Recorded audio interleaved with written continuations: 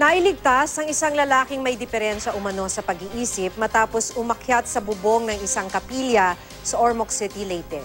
Yan at iba pang balita sa Visayas sa ulat ni Luan May Rondina. Pahirapan ang pag-rescue sa isang lalaking umakyat sa bubong ng isang kapilya sa Ormoc City, Leyte. Ayon sa isang madre, nakita niya ang lalaking nagpapahinga sa labas ng kapilya. Matapos nito, nakita siya ng ilang bata na umakyat ng bubong. Agad namang tinawag ang mga pulis para pababain ang lalaki. Pinaniniwala ang may diferensya sa pag-iisip ang lalaki. Dinala siya sa hospital.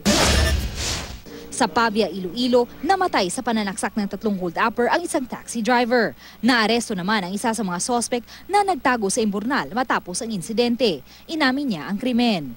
Ang isa namang sospek na minor de edad, isinuko na kanyang lolo matapos magsumbong sa kanya ang isang nakasaksi sa pang-hold up.